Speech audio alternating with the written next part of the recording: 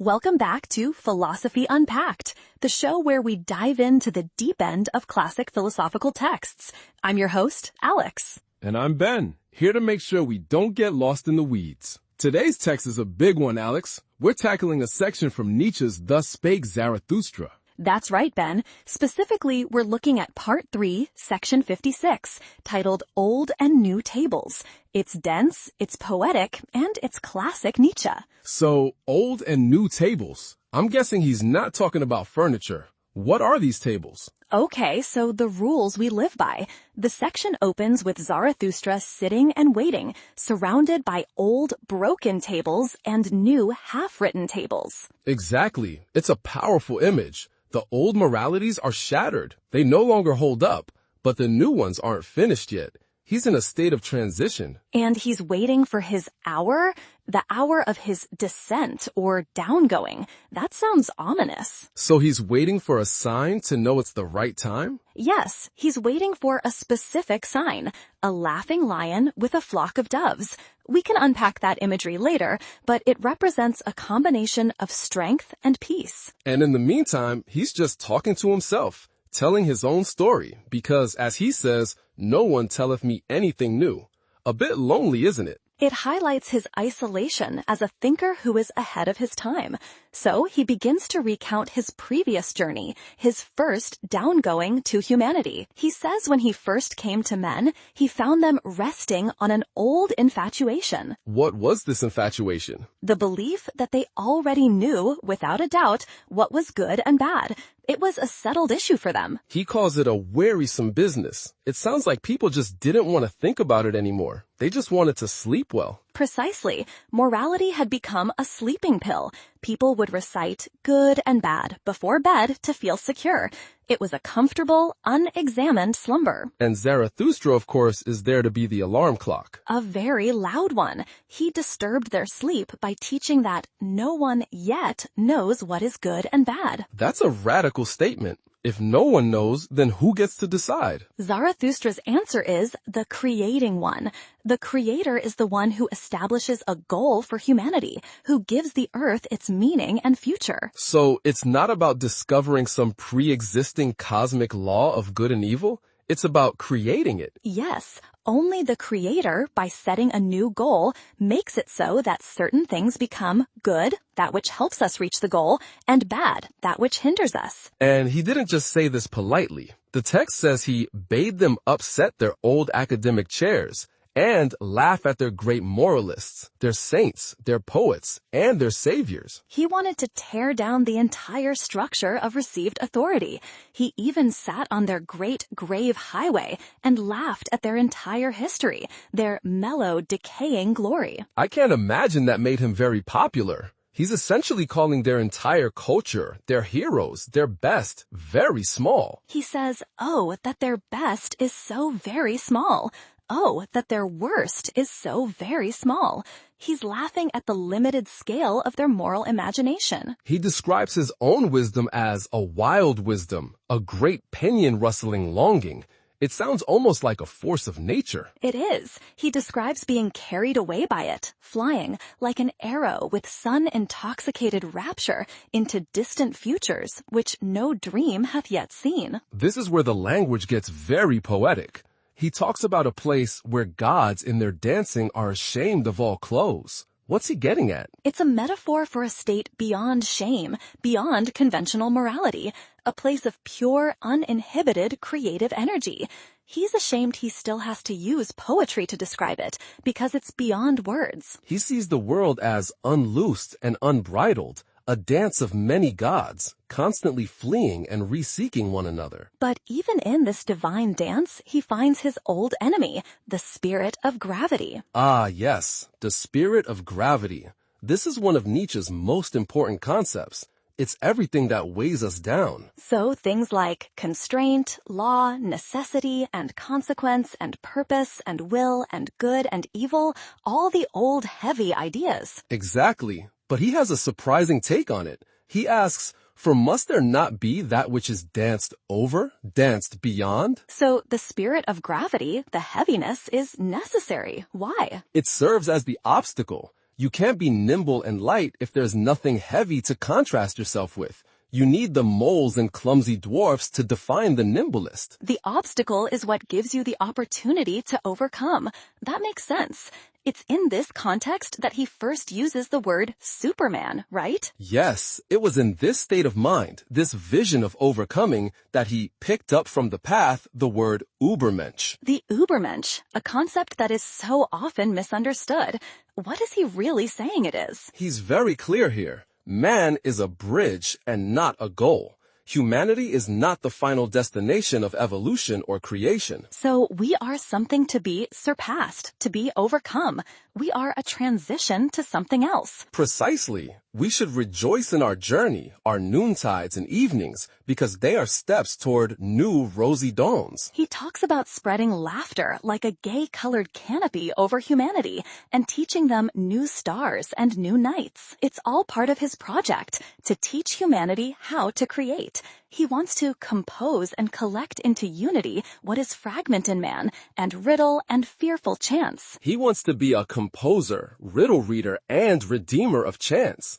It's about taking the chaos of existence and creating meaning from it. And this act of creation extends even to the past. He taught them to redeem the past. How can you redeem the past? It's done. You can't change it. You can't change what happened, but you can change its meaning.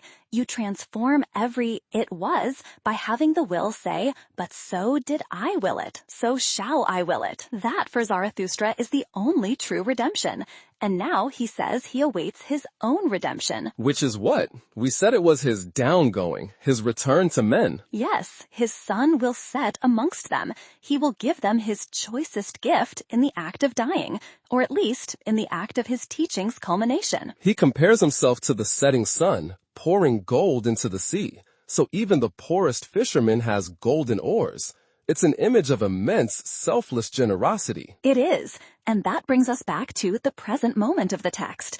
Zarathustra sitting and waiting with his old broken tables and his new half-written ones. So let's get into these new tables. What are the new commandments he's writing? He holds up a new table and asks, "Where are my brethren who will carry it with me to the valley and into hearts of flesh?" He needs followers to help spread the new message.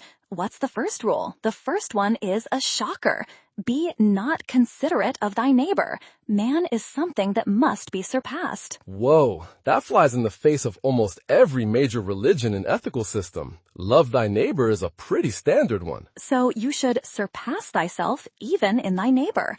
It's about challenging them and yourself to grow, not just being nice. Exactly. Don't settle for comfortable stasis. He warns that only a buffoon thinks man can be overleapt or skipped. It's a difficult step-by-step process of surpassing. He also says, he who cannot command himself shall obey. This seems to create a clear hierarchy. It's a hierarchy of self-mastery, but he adds a crucial detail, and many a one can command himself, but still sorely lacketh self-obedience. What's the difference between commanding yourself and obeying yourself? You can make a rule for yourself, that's self-command, but do you follow it consistently as a core part of your being? That's self-obedience. It's the difference between a New Year's resolution and a fundamental change in character. This leads into his idea of the noble soul. What defines them? He says the noble soul desires to have nothing gratuitously, least of all, life. So they don't want handouts. They want to earn what they have. More than that, they see life itself as a gift that has been given to them, and their constant thought is, what can we best give in return? Whereas he who is of the populace wisheth to live gratuitously. It's a fundamental difference in attitude. One of giving, the other of taking. Right. The noble motto is, what life promiseth us, that promise will we keep to life. It's a reciprocal relationship with existence. He also says one should not wish to enjoy, but rather seek guilt and pain. That's a tough pill to swallow. He sees enjoyment and innocence as bashful things that shouldn't be sought directly. You should have them, but what you should actively seek are the challenges, the guilt and pain, because that's where growth comes from. It's the obstacle again. You seek the thing to overcome, and enjoyment is the byproduct of that struggle. Precisely. Now he moves to a darker, more sacrificial tone. He says, "O my brethren, he who is a firstling is ever sacrificed. Now, however, are we firstlings." The pioneers, the creators of new values, are always the ones who suffer for it. The old ideas, the old moralities, are the old idol priests who feast on the best and newest things, our tender flesh, he says. It's a grim image, but he embraces it. He says, "I love those who do not wish to preserve themselves. The downgoing ones do I love with mine entire love, for they go beyond." He loves the people who are willing to be destroyed in the process of creating something new. It's a radical commitment to the future over the self. This leads to another of his most challenging statements. To be true, that can few be, and he who can will not. Least of all, however, can the good be true. And then, good men never speak the truth. You have to unpack that, Alex. That sounds completely backwards. For Zarathustra, being good in the conventional sense is a kind of malady of the spirit. The good are those who yield, submit, and obey. And he, however, who obeyeth, doth not listen to himself. So if you're just following external rules, you can't be true to your own inner voice. Exactly. Therefore, you cannot speak the truth, because you aren't even listening to it. The truth for him requires what the good would call evil. He lists them: the daring venture, the prolonged distrust, the cruel nay, the tedium, the cutting into the quick. These are the difficult, uncomfortable actions that produce truth. He says all knowledge has grown beside the bad conscience. So we only learn things by questioning, by feeling guilty for breaking the old rules. Yes, his command is direct. Break up, ye discerning ones, the old tables. He's calling for a complete demolition of comfortable received morality. He then uses a great analogy about a stream. People see planks and railings over the stream and think everything is stable. The simpletons, he calls them, contradict anyone who says all is in flux. They point to the bridges, the values, the good and evil, and say these are all stable. But the railings are just built over a constantly moving current. They aren't the stream itself. Right. And then comes the hard winter, the stream tamer. In unproductive, fearful times, everyone starts to believe that things should stand still. Fundamentally standeth everything still. He calls that a winter doctrine, a comfort for those who are afraid of change. And the ice, of course, breaketh gangways. The structures we thought were permanent are destroyed by this new force. He's asking, isn't this our time?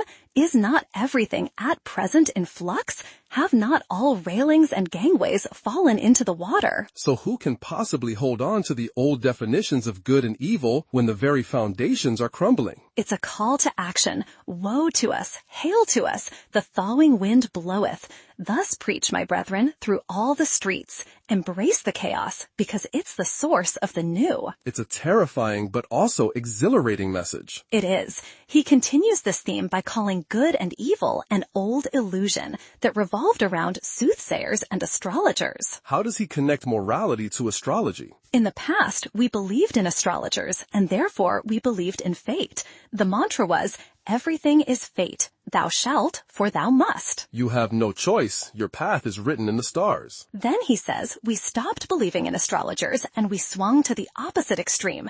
The new mantra was, everything is freedom. Thou canst, for thou willest. Absolute free will. But he's saying both of these are wrong. He calls them both illusion and not knowledge. And he says, therefore, concerning good and evil, there hath hitherto been only illusion and not knowledge. He then targets the most fundamental laws, like thou shalt not rob, thou shalt not slay. He asks a scandalous question.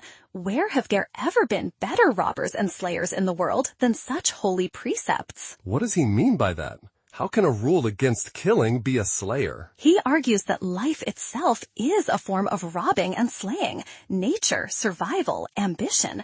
By making a holy law that contradicts and dissuades from the fundamental nature of life, he asks, was not truth itself thereby slain? So these holy laws were actually a sermon of death because they denied the reality of life. Wow, that's a heavy thought. It's the core of his critique. Once again, he concludes, O my brethren, break up for me the old tables. It seems to be his constant refrain. break the old, make way for the new. Abandoned to what? To the favor, the spirit, and the madness of every generation that cometh, and reinterprets all that hath been as its bridge. Yes, he imagines a great potentate or artful prodigy who could strain and constrain all the past to make it a justification for his own power. That's one danger, but he says there's another. The other danger is the populace. He says their thoughts only go back to their grandfather, and with his grandfather, however, doth time cease. A complete lack of historical perspective. And the danger there is that if the populace becomes master, they will drown all time in shallow waters. They would erase the depth and complexity of the past, reducing everything to a simplistic, present-day viewpoint. This is a profound critique of a certain kind of populism. So what's the solution to these two dangers, the tyrant and the mob? He says, "Oh, my brethren, a new nobility is needed." And this is a nobility that opposes both the populace and the potentate. It's a third way. Yes, and they will inscribe anew the word noble on new tables. For this, he says, many noble ones are needed, and many kinds of noble ones. It's not a monolithic group. He's calling for a diversity of excellence. He even refers to a past statement. That is just divinity, that there are gods, but no God. He prefers a pantheon of noble types to a single monolithic ideal. So who are these new nobles? How does he define them? He consecrates them as procreators and cultivators and sowers of the future. And crucially, it's not a nobility you can buy with gold. Right. Little worth is all that hath its price. Their new honor is not whence ye come, but whither ye go. It's not about your ancestry, but your destination and your will to get there. He dismisses all the old forms of nobility, serving a prince, being a courtier, having a fancy family. He has this great line about courtiers learning to stand for hours in shallow pools like a flamingo. He mocks their ability to stand as a virtue. Exactly. Their home is the undiscovered in the remotest seas. And by dedicating themselves to this future, they can make amends for being the children of your fathers. So, all the past shall ye thus redeem. By creating a better future, you justify and give new meaning to the past that produced you. That's the new table he places over them. A very powerful, future-oriented morality. From here, he turns his attention to a specific kind of old, tired thinking. The all is vain argument. Yes, the pessimistic cry that life is pointless, just thrashing straw. He calls this ancient babbling that gets honored just because it's old and smelleth mustily. He says even mold ennobleth, a great jab at people who respect ideas just for their age. He thinks it's childish, like a child who shuns fire because they got burnt once. There's much childishness in the old books of wisdom. And he has no patience for it. He says people sit down at the table of life, bring nothing with them, not even good hunger, and then complain that all is vain. His response is simple and life-affirming. But to eat and drink well, my brethren, is verily no vain art. Break up for me the tables of the never joyous ones. Find joy in the simple, skillful act of living. I can get behind that. But he has his own version. To the swine, all things become swinish. He's talking about the visionaries and bowed heads who preach that the world itself is a filthy monster. He calls them unclean spirits, especially the backworlds men. Who are they? They are the people who have no peace or rest unless they see the world from the backside. They're obsessed with the ugly, negative, hidden parts of existence. They're the ultimate pessimists, always looking for the dirt. And Zarathustra, in a very frank way, says, "The world resembleth man, in that it hath a backside." So much is true. He admits it. He says, there is in the world much filth. So much is true. But he says the world itself isn't a filthy monster because of it. This is a key point. He says there is wisdom in the fact that much in the world smelleth badly. Why? Because loathing itself creates wings and fountain divining powers. So disgust can be a creative force. It makes you want to fly away, to find something better, a fountain. Yes, disgust with the way things are is the motivation to create something new.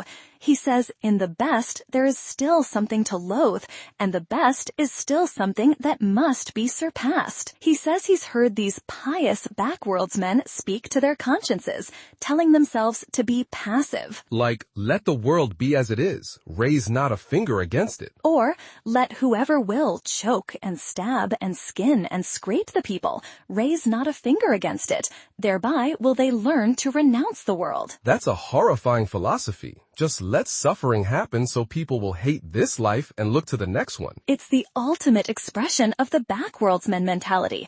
Renounce this world, stifle your own reason. And Zarathustra's response is, as always, to shatter, O my brethren, those old tables of the pious. And he finds a new table that he also despises. It's hanging in the public markets. What does this new bad table say? It says, he who learneth much unlearns all violent cravings, and wisdom wearieth, nothing is worthwhile. Thou shalt not crave. Zarathustra calls it a sermon for slavery. He says it was put up by the weary o' the world, preachers of death, and the jailer. Why does he hate it so much? It sounds peaceful in a way. Because it comes from weakness. He says these people learned badly, ate badly, and now have a ruined stomach. And a ruined stomach is their spirit. He's using a very physical metaphor for a spiritual sickness. Yes, the spirit is a stomach. A healthy spirit can digest life, which is a well of delight. But for a sick spirit, all fountains are poisoned. He says the weary person loses themselves and finally asks, why did we ever go on the way? All is indifferent. And so they welcome the sermon of nothing is worthwhile, ye shall not will, because it justifies their exhaustion. But it's slavery because it denies the creative will. But Zarathustra is the fresh, blustering wind that will blow this away. Willing emancipative, he teaches, for willing is creating. He then seems to turn back to these world-weary ones and calls them out directly. He points to a death boat going to a vast nothingness and says, none of you want to enter into the death boat. How should you then be world-weary ones? He's calling their bluff. They talk a big game about being tired of life, but they're not actually ready to leave it. He says he's always found them eager for the earth and amorous still of your own earthly weariness. They enjoy the pose of being world-weary. They're hypocrites, absolutely. He reminds them that there are many good inventions on earth, some useful, some pleasant, and for their sake, the earth is to be loved. So his prescription for these earth idlers is to beat with stripes, to make them sprightly again. It's harsh, but his point is to shock them out of their comfortable melancholy. If they won't run gaily again, then they should pass away. He says one shouldn't try to be a physician to the incurable. So shall ye pass away. And he adds a fascinating note for poets and doctors. More courage is needed to make an end than to make a new verse. It takes more courage to admit something is over and end it than to keep trying to patch it up or write a new line about it. Now he makes a subtle distinction. There are different kinds of tables born of weariness. Yes, tables which weariness framed and tables which slothfulness framed. They sound similar but need to be heard differently. He gives the example of a languishing one, a brave person who is just a span breadth from his goal but has collapsed in the dust from exhaustion. Exactly. He lies there and Zarathustra says you might have to drag him into his heaven by the hair of his head. But then he says it's better to just let him lie there. Let sleep come to him. Yes, let him rest until he awakens of his own accord and repudiates the weariness himself. You can't force this final step on him. But you should scare away the dogs, the idle skulkers, and the swarming vermin. Who are they? He calls them the swarming vermin of the cultured that feast on the sweat of every hero. So, the critics and commentators who feed on the efforts of great individuals without creating anything themselves. He says he forms holy boundaries around himself as he ascends to keep parasites out. A parasite, he says, is a creeping, cringing reptile that trieth to fatten on your infirm and sore places. It's an opportunist. It senses where you are weary, where you are vulnerable, and builds its loathsome nest there. Where the strong are weak, where the noble are all too gentle, there buildeth it its loathsome nest. Because the highest soul is the most complex. It has the longest ladder, can go deepest down. It roves furthest in itself. It's the most comprehensive, the wisest, the most self-loving soul. It has more nooks and crannies, more small, sore places for parasites to live. A simple, shallow soul offers no place for a parasite to hide, but a vast, complex, creative soul is a rich feeding ground.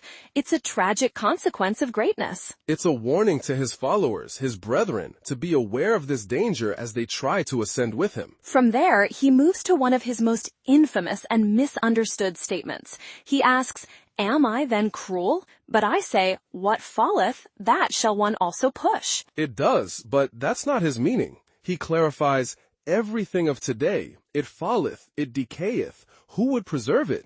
But I wish also to push it. So he's not talking about pushing a falling person. He's talking about pushing falling institutions, falling ideas, the decaying values of today. Precisely. He wants to accelerate the collapse of the old rotten structures to make way for the new. He sees those men of today rolling into his depths, and he's helping them on their way. He's being a catalyst for a necessary decay. He's an example and a prelude to better players. It's a philosophy of decisiveness, no half measures. Next, he talks about being brave. He loves the brave, but it is not enough to be a swordsman. One must also know whereon to use swordsmanship. It's not just about having skill, but about applying it wisely.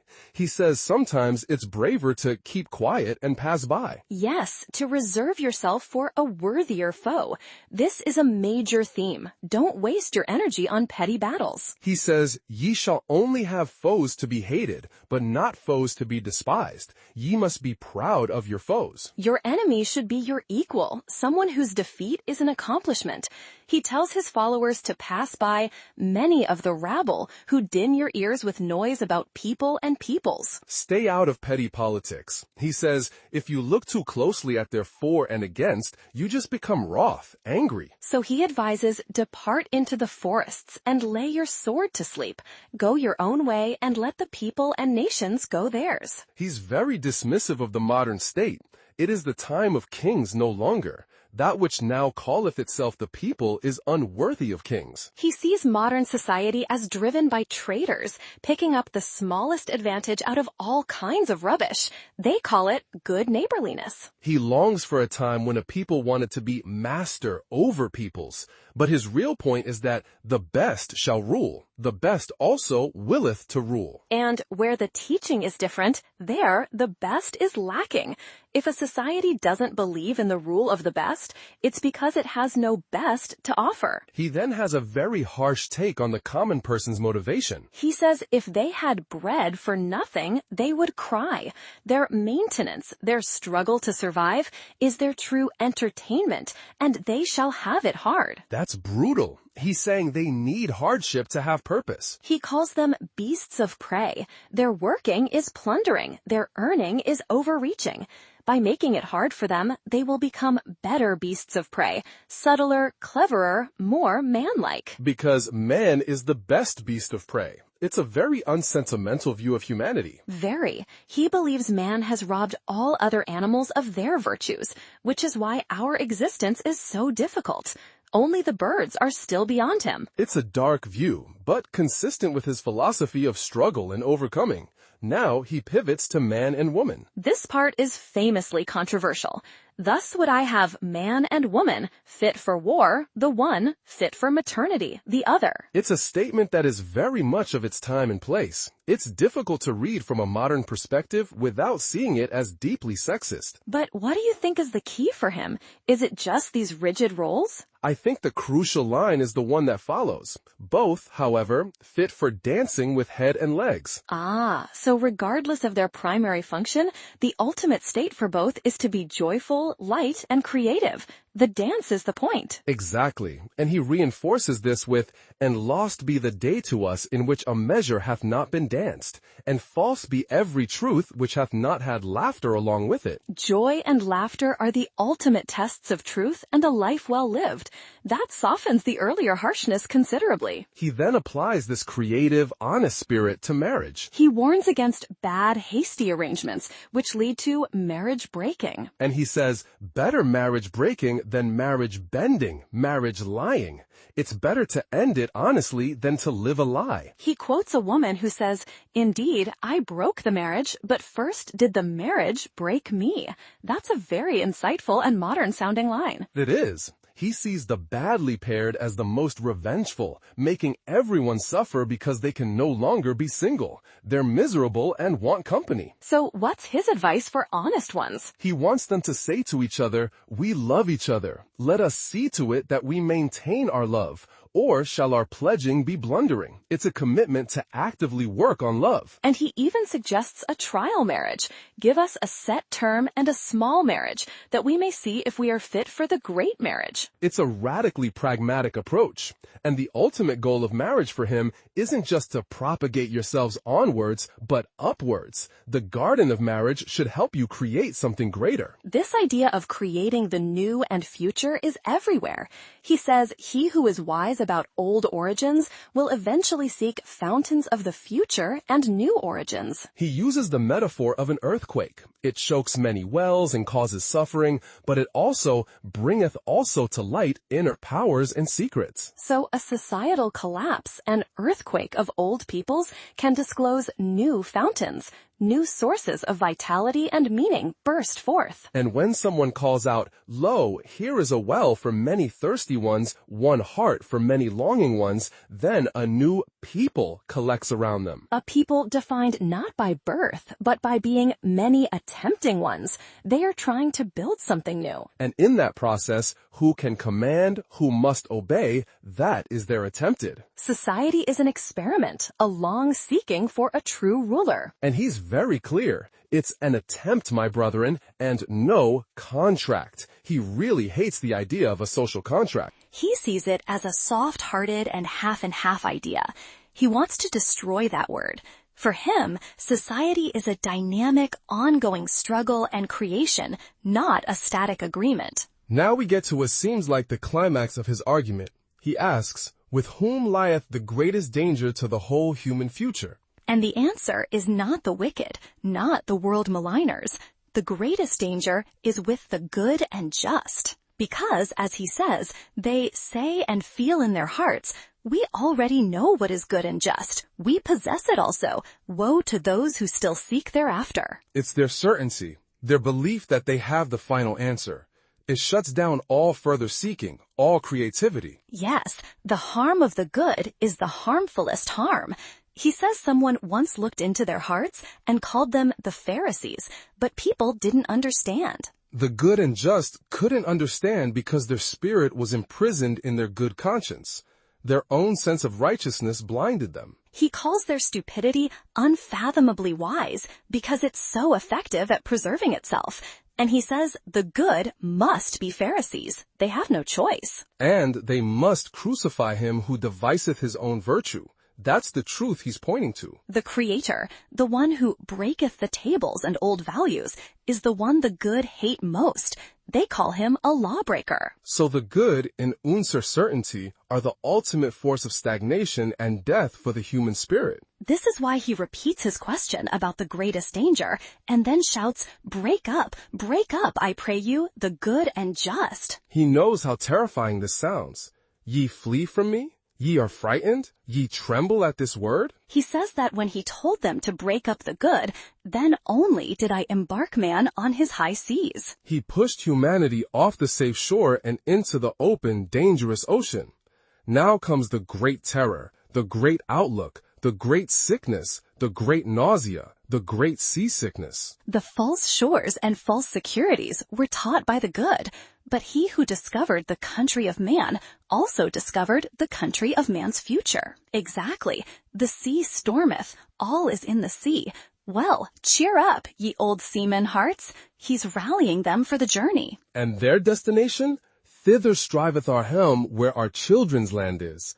It's always about the future. This brings him to his final new table, his final piece of advice. He starts with an analogy.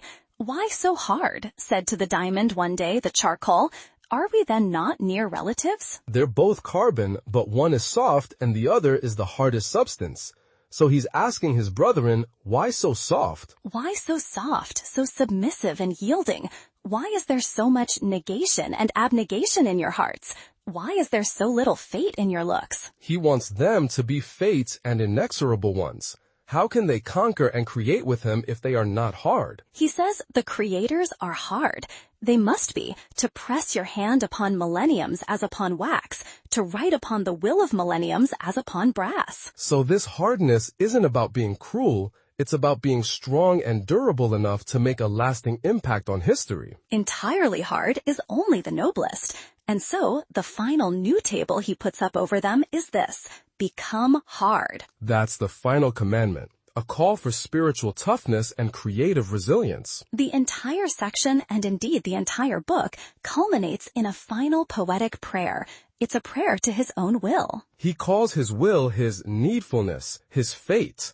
Thou fatedness of my soul, which I call fate, thou in me, over me. He asks his will to preserve me from all small victories. He doesn't want to be distracted by petty successes.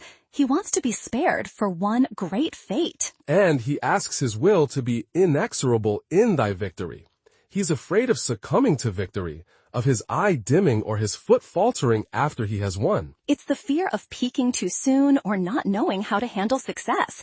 He wants to be ready and ripe in the great noontide. The imagery is incredible. He wants to be like the glowing ore, the lightning-bearing cloud, and the swelling milk udder. Ready for himself and his most hidden will. He describes himself as a bow eager for its arrow, an arrow eager for its star. There's a sense of immense, focused purpose. Everything is aligned for a single great shot. And the star itself is ready and ripe, glowing, pierced, blessed by annihilating sun arrows. It's a vision of a perfect, climactic moment of creation and destruction. He wants to become a sun itself and an inexorable sun will, ready for annihilation in victory. It's that same image of the setting sun from earlier. Yes, to give everything in one final, glorious act. The prayer is a summation of his entire ethos, the focus on a single great creative act, the hardness required to achieve it, and the willingness to be consumed by it. And it ends with that final plea. O will, thou change of every need, my needfulness, spare me for one great victory. A creator who is hard, joyful, and oriented entirely toward the future. It's a deeply challenging and I think ultimately inspiring vision, even with all its harshness. It really is. Let's take a quick break, and when we come back, we can discuss some of the implications of this hardness and what it means to break the good and the just. Sounds good. There's a lot more to unpack there. You're listening to Philosophy Unpacked. Welcome back. Before the break, we ended on Zarathustra's powerful command, become hard. Then I think this is a point that could easily be misinterpreted as a call to simple cruelty or lack of compassion. Think of the diamond and charcoal analogy he uses. The diamond isn't mean to the charcoal. It's just a different state of being. It has endured immense pressure and has become something that can cut and shape other things. So the hardness is the ability to withstand pressure and, more importantly, to exert a shaping force on the world, to write upon the will of millenniums. And he connects this softness to negation and abnegation in the heart. It's a spirit of no to life, a denial of one's own power. The hardness he calls for is a profound yes to one's own creative will, even when that act of creation is destructive to the old world. Which brings us back to that other difficult idea, break up the good and the just. He's not saying be evil, is he? No, he's saying that the categories of good and just as we have inherited them have become a prison. They are the beginning of the end because they prevent creation. They are a known quantity. The good man knows the rules and follows them. The creator, by definition, has to write new rules, which makes him a lawbreaker in the eyes of the good. Think of any great innovator in science, art, or politics. Galileo, for instance. The good and just of his time, the Church, saw him a dangerous heretic for breaking their established tables of cosmic truth. So the good are the guardians of the status quo, and the status quo is always the enemy of the creator who wants to build the future. That's the core of the argument. The greatest danger to a caterpillar's future as a butterfly isn't a predator. It's a version of caterpillar morality that says dissolving into goo is wrong. Remaining a caterpillar is good and just. That's a fantastic analogy. The goodness of the current stage is the biggest obstacle to a necessary transformative death and rebirth. And that's why he says he embarked man on his high seas. He's trying to force humanity out of the comfortable harbor of known morality into the terrifying open ocean. Which is why it causes the great nausea and the great seasickness. It's disorienting and frightening to be without those old landmarks. But it's also the only place where the great outlook is possible. You can't discover new lands if you never leave the side of the shore. So, let's circle back to the very beginning. Zarathustra is waiting for the sign of the laughing lion with the flock of doves. What does that represent in this context? In other parts of the book, Zarathustra describes 3 metamorphoses of the spirit: the camel, the lion, and the child. The camel carries the heavy burdens of thou shalt. That's the good man, the obedient one. The lion is the one who says, I will. It's the spirit that destroys the old values, that fights the great dragon of thou shalt. So the laughing lion is this destructive, liberating force, but in a state of joy, not anger. So he's waiting for the moment when humanity is ready for both the joyful destruction of the old, the laughing lion, and the gentle establishment of the new, the doves. That's a great way to see it. It's the perfect synthesis. The hardness of the lion and the softness of the dove, working together. It signals the ripeness of the time for his final teaching. And that final teaching is contained in these new tables. We've gone through many of them. Surpass yourself, be a creator, give back to life, break the old morality, become hard. It's a complete reevaluation of what it means to be a moral person. It's not about following rules. It's about creating a goal for humanity and having the hardness and will to pursue it. It's interesting how he frames society itself as an attempt and a long seeking, not a finished product. This is so contrary to many political philosophies that see society as a contract or a stable structure. For Nietzsche, it's a messy, ongoing, creative project. And it's a project that is constantly in danger of being hijacked, either by a tyrant who twists the past or the mob who erases it. There's also a strong emphasis on honesty, isn't there?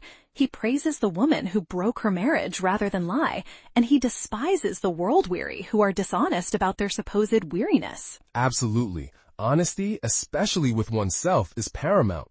The good are dishonest because they obey rules without listening to themselves. The world-weary are dishonest because they pretend to be tired of a life they still crave. So the first step towards becoming this creator is a kind of radical self-honesty. Yes, you have to be honest about what you are, what you want, and what is holding you back. Only then can you begin the work of surpassing. And you have to be willing to push what is falling. You can't be sentimental about decaying ideas or institutions. Sentimentality is a weakness for the creator. It's a form of the all-too-gentle nature that the parasite feeds on. You have to be hard enough to clear the ground for your new creation. This really paints a full picture of his ideal. It's not just one thing, but a whole constellation of traits. Honesty, creativity, hardness, future orientation, and a joyful, dancing spirit. And it's all in service of this one grand project, the surpassing of man, to create the Ubermensch, the Superman, who is not a final destination, but the next step on the bridge. No, it's the opposite. He explicitly rejects comfort. He rejects the morality that helps you sleep well. He wants a morality that wakes you up, that forces you onto the high seas. That's the challenge and the promise of Zarathustra's new tables. A powerful and unsettling message to end on. Thanks for breaking that down, Alex. It's a section of text that really rewards a close, careful reading. My pleasure, Ben. It's what we're here for.